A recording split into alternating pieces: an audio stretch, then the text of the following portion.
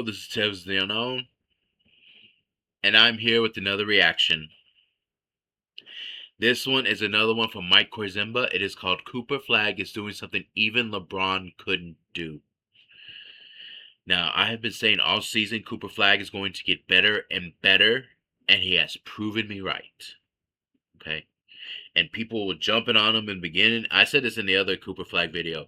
Everyone was saying how sorry he is and this shit and that shit. Now, I will admit it's a little bit rough, but what can you expect from a rookie in his rookie in the very early of his career, in very early in the season? It's like everybody wanted him to come out and start being like Luca, and that's never gonna happen. He's never going to be Luca. Cooper Flagg is going to do Cooper Flagg, and people need to understand that shit. Now, is his shit so fancy like Luca? No. But this man, he's playing on both sides of the ball. And again, I'm not gonna say Luca's the sorriest offender like some of these other people are. Luca's not the sorriest offender I've ever seen. Trust me. He's not the sorriest offender. Especially in the post, where he does pretty damn well. And he has done well even when he was a Maverick. When you try to play defense against him in the post, he's pretty good. But Cooper Flagg is a demon on both offense and defense, and he's getting better offensively. You can see. I mean, this man's putting up points left and right, and shit, still blocking shots. Because his shit doesn't look as fancy as his teammate Con Canepo. They want to they don't want to give him Rookie of the Year. They want to give it to Con Canepo because, as I just said, his shit looks fancy. Yeah, he shoots a lot of threes. Yeah, he's on a contending team, I believe. That doesn't make you Rookie of the Year. Rookie of the Year is going balled out, offense and defensively, and that's what Cooper Flagg's doing. And not only that, Con Canepo is just a part of the cog. Part of the cog in the whole scheme of things for the Charlotte Hornets. Because to me, he's just a shooter. He's just a shooter.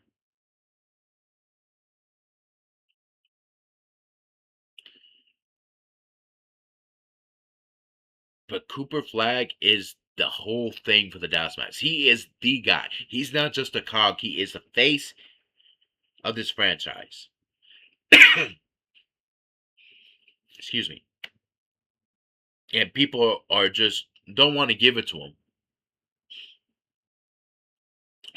because it is what it is.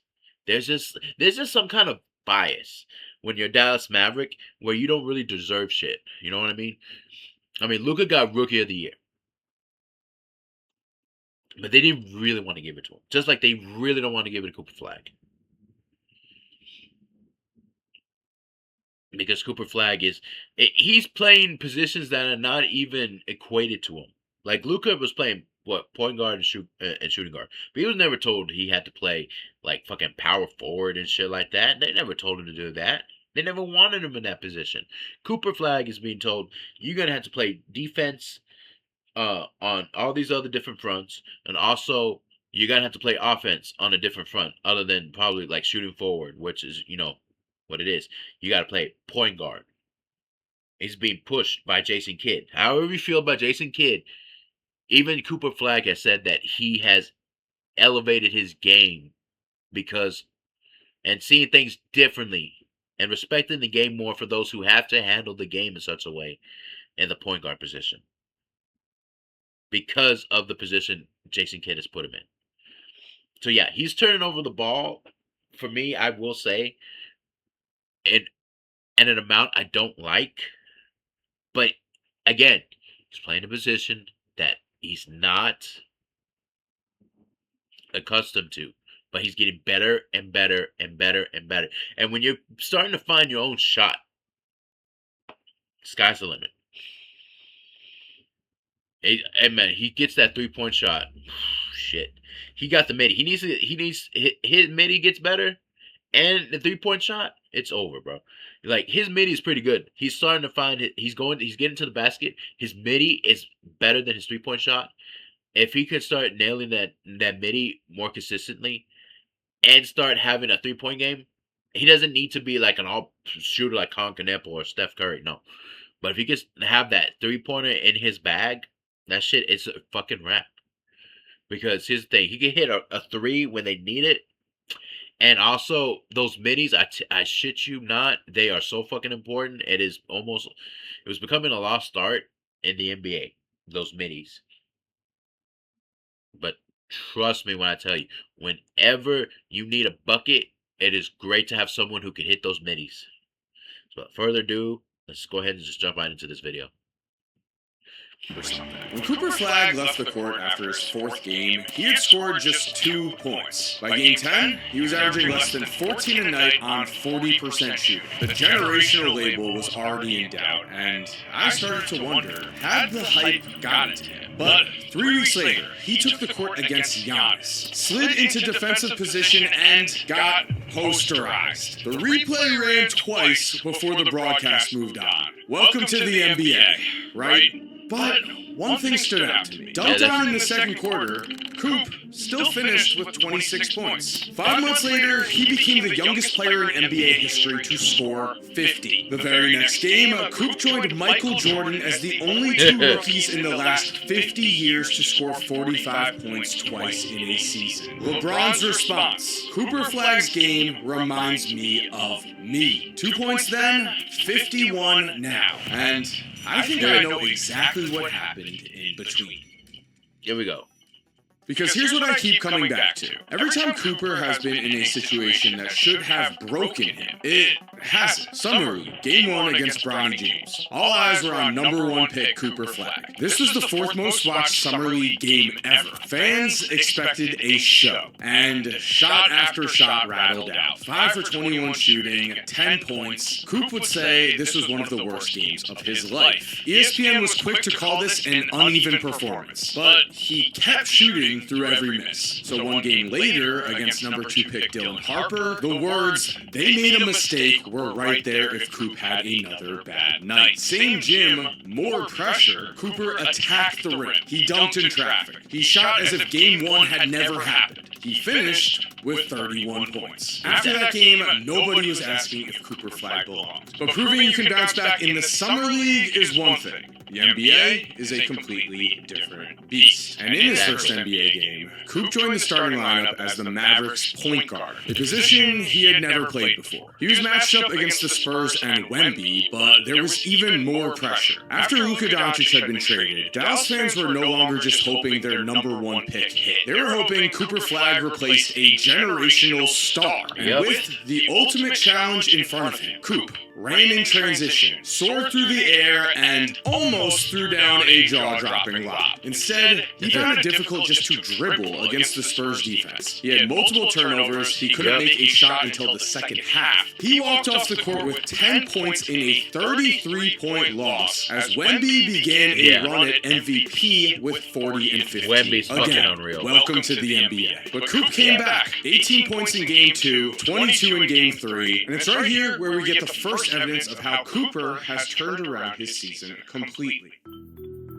In one of his last games playing with Anthony Davis, Coop would match up against the Nuggets and Jokic, and he went crazy. Multiple poster dunks, 4 3-pointers, 9 rebounds, 9 assists to go along with 33 points, and he stared down Jokic. The work we never see. That's what this guy is.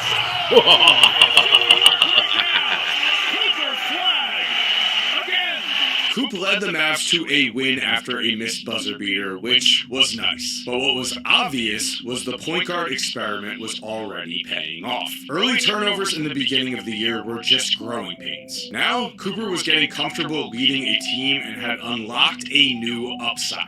From this game, Coop has gone on a historic run. Only 3 rookies post-merger have averaged 20 points, 6 rebounds, and 4 assists per game in their first season. Luka Doncic, Michael Jordan, and Larry Bird. Cooper is set to become 4th on this list. Man, hold on. Y'all need to look at this. This is literally being on the S tier things, the S tier rankings. Cooper Flagg is being listed with Michael Jordan, Luka Doncic, and Larry fucking Bird. And you're telling me that fucking Colin Knippel deserves Rookie of the Year? Get the fuck out of here.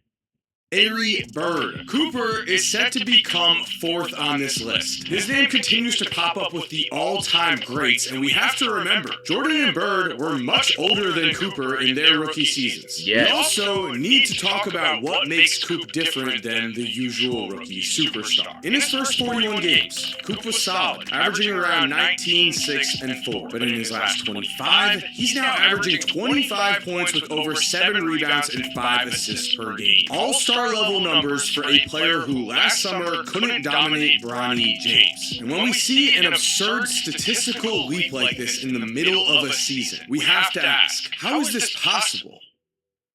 And that's where I need to introduce us to Cooper Flagg's mindset, a mindset that was built before he ever played a minute in the NBA. Coop grew up hearing his mom's words in his ears. If you're the biggest person in the gym, you need to find a new I love gym. that shit. Which meant Cooper was never allowed to just dominate kids his own age. He always played against older and bigger competition. But even against kids 3 years older than him, it was Cooper who walked onto the court with the mindset of the most confident player in the room. When Cooper was just 13, he was already playing pickup against University of Maine players, and he was the best player on the court. Former NBA champion Brian Scalabrine heard this and couldn't believe it. So he invited a 14-year-old Coop to his own pickup game that had pros, washed-up NBA players, and high schoolers. He did this to humble Coop. Instead, he said in Cooper's first game there, Coop dominated and threw down such a crazy dunk that the gym went silent. Scalabrine had played with Hall of Famers, but now watching Cooper Flagg, he couldn't speak because how was a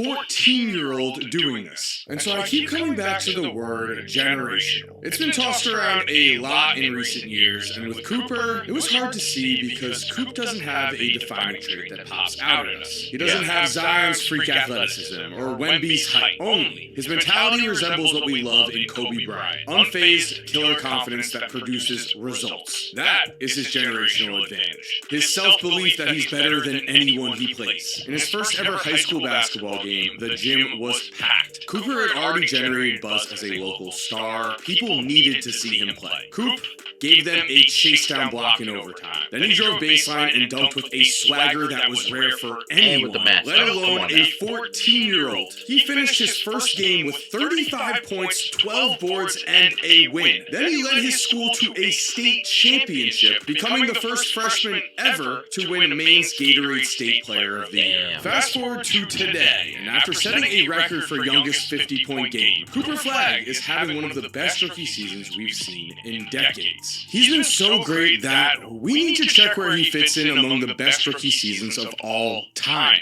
And here we have a chart with arguably the 10 greatest rookie seasons we've ever seen, and would you look at that? Cooper Flagg fits right in. The real difference is when it comes to awards. Older players such as Jordan were in the MVP. Again, where do I see Con Kneppel? I don't see Con Kneppel anywhere. Let's go back a little bit. Hold on, let's go back a little bit. Where do we see Con Kneppel? Where's Con Kneppel in this shit? Oh, that's right. He's not fucking there. Jackasses. Flagg fits right in. The real difference is when it comes to awards. Older players such as Jordan were in the MVP race. Bird was first team All-NBA, Magic won a title and was finals MVP. But if we change gears and look at the best seasons ever by a teenager, it's here where Cooper Flagg has a real argument. Again, a list full of star-studded names, and again, Cooper is near the top. Which is That's crazy. Look at this shit again. Look at this shit again. Again, let's look at this shit. Where the fuck is Con Kneppel at? Where is he? Couldn't be there. I don't even know his age. I don't even know if he's in. I don't know if Con Kneppel's in the same age as Cooper Flagg. I honestly don't know. But I'm just saying, this is another list that Cooper Flagg is on, and fucking Con Kneppel is not.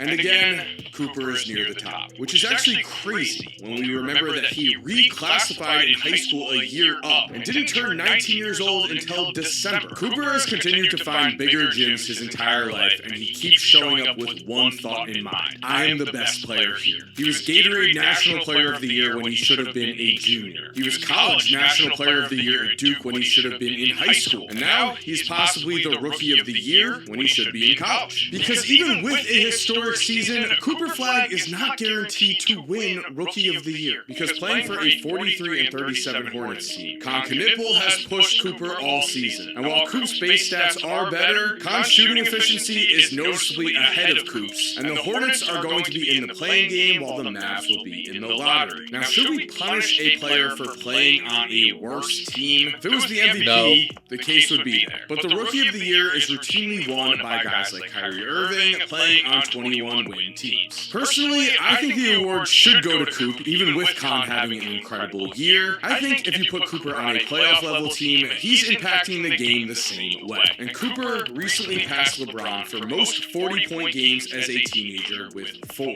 There is something to be said that Cooper Flagg is the #1 guy on every NBA team's scouting report. Yes, he's not on a good team. He is instead the star defense's game plan for. And against those game plans, Coop has set several records, but his rookie season gets even better the deeper we dig. Because if we line up Cooper Flagg against LeBron James, Luke... Again, here where's Con Knipple at? My bad. Where's Con Knipple Cooper is right on pace with 3 of the best players we have ever seen. But again, most superstar rookies start the year hot and end the year hot. Cooper was different. So if we look at Coop's last 25 games versus the last 25 games of Bron, Luka, and... Look at that shit, bro. Scoring-wise, better. Scoring-wise, better than Kevin, Luka, and LeBron.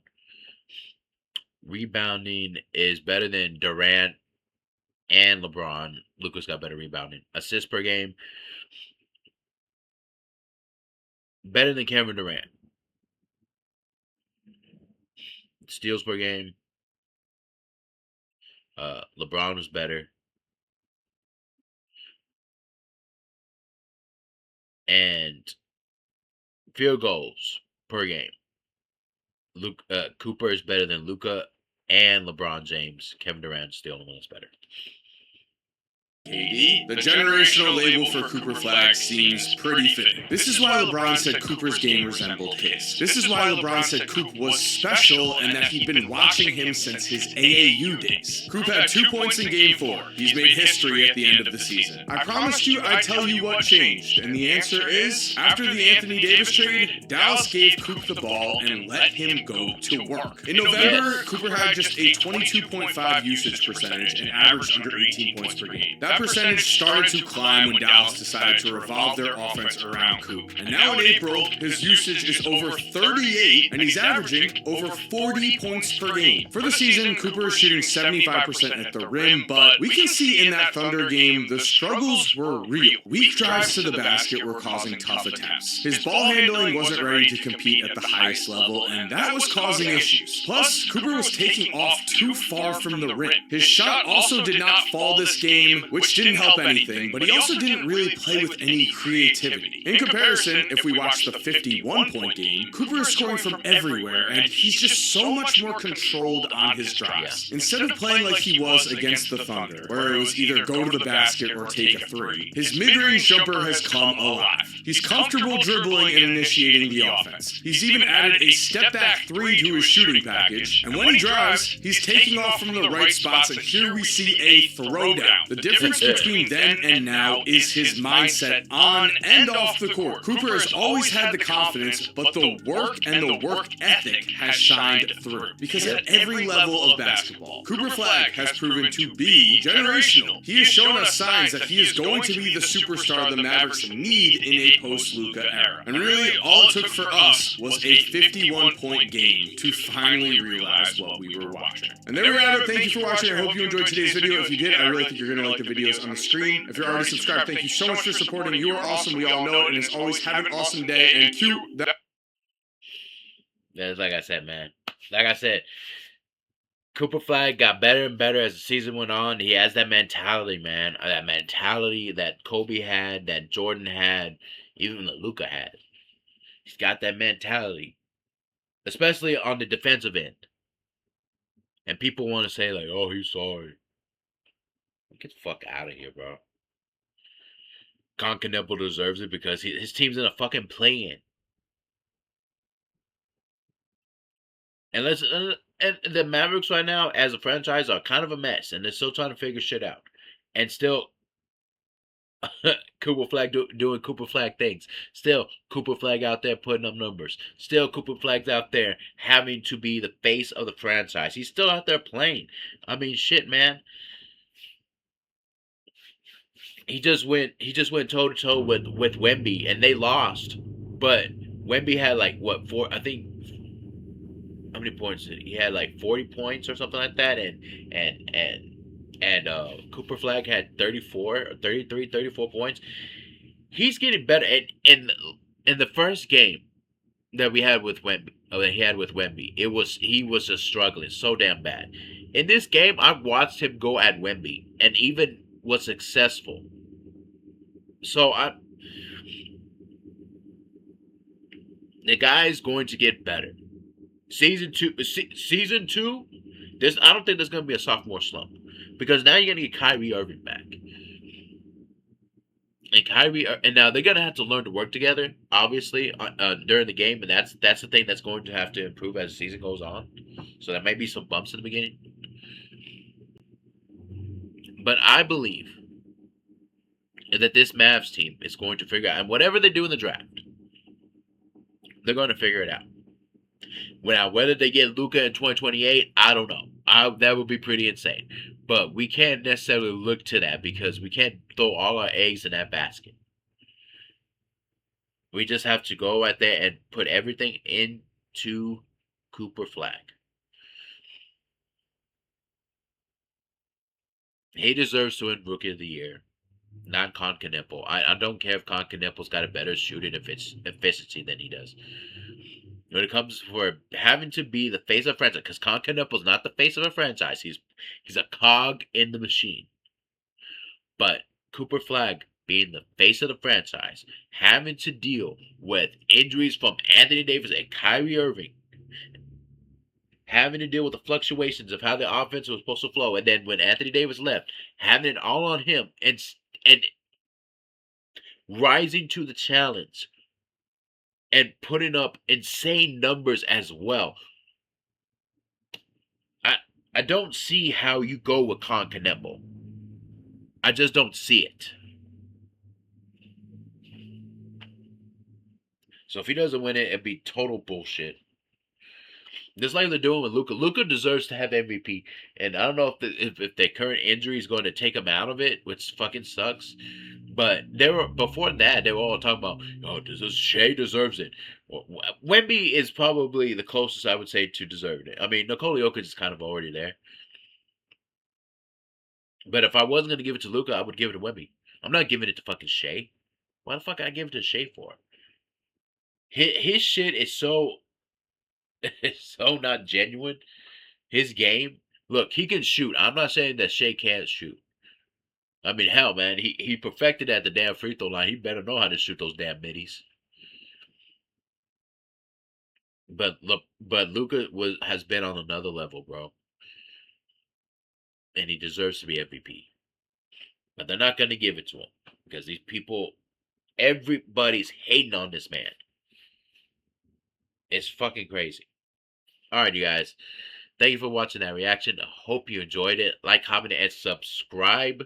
And as always, guys, please stay safe out there. The world keeps getting crazier and crazier. Cherish the moments you have with your loved ones. Cherish your loved ones. Take care of yourself. Go out there and accomplish those goals. Make those dreams come true, because we are living on borrowed time. And as always, I'll see you in the next video.